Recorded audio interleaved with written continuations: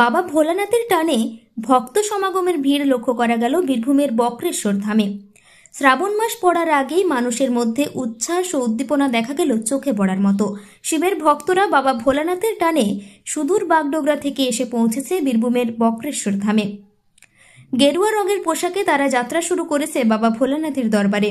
আর আমরা সকলেই জানি একমাত্র বীরভূমের বক্রেশ্বর ধামে উষ্ণ প্রস্রবণ রয়েছে, যেখানে গরম জলের ঘাটও করে দেওয়া হয়েছে। তাই বীরভূমের বক্রেশ্বর ধামকে পুণ্যধামও বলা হয়ে থাকে।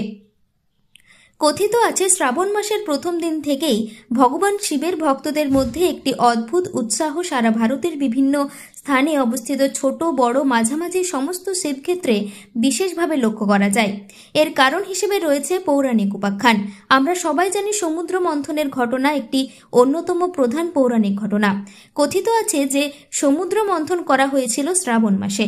মন্থনকালে ঐরাবত, উচ্চৈঃস্রবা প্রভৃতির সাথে সাথে যে সকল খারাপ জিনিস উঠে এসেছিল তার মধ্যে তীব্র বিষ হলাহল হল সবচেয়ে ভয়ানক।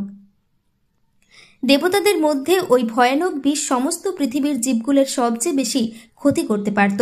এমতাবস্থায় সবাই দ্বারস্থ হলেন দেবাদিদেব শিবের কাছে।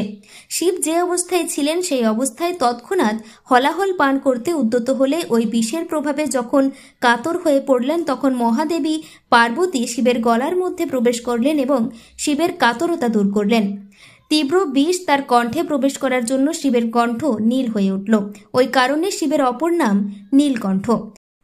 তখন অন্যান্য দেবতাবৃন্দ দেবাদিদেব শিবের সুস্থতার জন্য গঙ্গার জল নিয়ে তার অঙ্গ সিঞ্চিত করতে লাগলেন।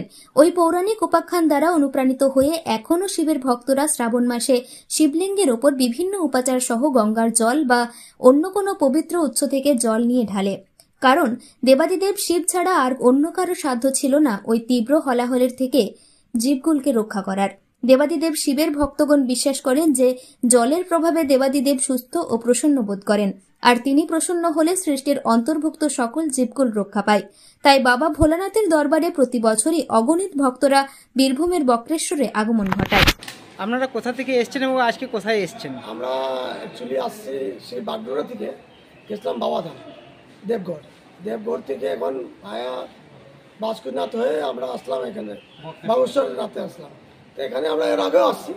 তো এখানে এসে আমাদের একটা আনন্দ পাই, আমরা আর কি সবাই আমরা আনন্দ পাই। আমরা চাই সে এখানে কিছু ট্যুরিজম আসুক, ভক্তগুলো আছে, এই জায়গাটা ডেভেলপ হোক। সেই জন্য আমরা মনে করি সব জায়গায় যাই। এখানে আসা বক্তব্যটা এটাই, সে আমরা সবাই মিলে সবাই আনন্দ করি। ভক্তগুলোকে যারা আছে তাদের জন্য ভান্ডারা করি, সবাইকে খাওয়ানোর জন্য বাচ্চাগুলো এখানে আছে। আমরা যখনই আসি তখন ওনারা বলেন আমাদেরকে কিছু করেন, সেজন্য আমরা এখানে ভান্ডারা একটা প্রোগ্রাম রাখছি। আমরা সবার জন্য বাচ্চারা খাক, সবাই খাক। এখানে সাধারণত আমরা দেখতে পাই যে শ্রাবণ মাসে সবাই জল ঢালে, কিন্তু আপনারা এই মাসে এসেছেন, এটা উদ্দেশ্য কেন? উদ্দেশ্যটা মানে শ্রাবণ মাসে এখানে প্রচুর ভিড় হয়, করোনা হয়। সেই জন্য আমরা মানে ভিড়ের আগে চাই। তাও ভিড় ছিল, এবার প্রচুর ভিড় ছিল, তাও এখন শান্তিভাবে জল হচ্ছে, এখন ভালো জল হচ্ছে। লাইন দিয়ে আমরা ভালো করে জল ঢালছি, জল দিয়ে ভালো করে জল ঢালতে পারি আর কি। চোঙে জল ঢালা হয় শ্রাবণ মাসে। এখন কি হচ্ছে, আমরা ডাইরেক্ট বাবাকে জল ঢালতে পারি, ওনাকে আইসে প্রণাম করতে পারি, এটাই আমাদের সরকার। সেই জন্য আমরা তার আগে আছি। কতজন এসছেন আপনারা? আমরা টোটাল 10 জন। আপনার নাম? উমেশ শাহ। কি নাম বলেন? উমেশ শাহ। কেন এসছেন এবং কি উদ্দেশ্যে আজকে এখানে এসছেন বলুন। আমরা বাগডোগরা পার্শ্ববর্তী এলাকা থেকে সবাই এসেছি। বক্রেশ্বর ধামের নাম আমরা অনেক শুনেছি, আমার সচরাচর আসা হয় না, বাকিরা সবাই আসে। এবার ব্যাপার হচ্ছে এখানে যে ন্যাচারাল হট স্প্রিং আছে, এখনকার দিনে আমরা যদি এগুলো না দেখি আমাদের পরবর্তী প্রজন্মকে আমরা পাস করতে পারবো না। হিন্দু ধর্মের যে এই যে জাদুগুলো, এগুলো সায়েন্টিফিক হলেও কিন্তু আমরা শুরুতে আমাদের হাজার হাজার বছরের আগে আমরা এটা মানে ম্যাজিক হিসেবে জানি, কিন্তু এটা যে প্রকৃত আছে প্রত্যক্ষ প্রমাণের দরকার নেই, এসে দেখলেই আমরা জানতে পারি। আর আমরা চাই যে এক তো আমরা এলে আরও আমাদের থেকে জেনে আরও বাকি লোক এলে একটা জায়গাটার উন্নতি হবে, প্লাস আমাদের ধর্মের যে বিচিত্র জিনিসগুলো আছে এগুলো যে শুধু বইয়ে কোনো কাল্পনিক কাহিনী সেটা না, সেটা মানুষ জানতে পারবে। আর উচিত আমাদের ধর্ম সবাই আমরা সনাতনকে নিয়ে এগোলেই আমাদের উত্থান হবে, নাহলে আমাদের উত্থান হবে না।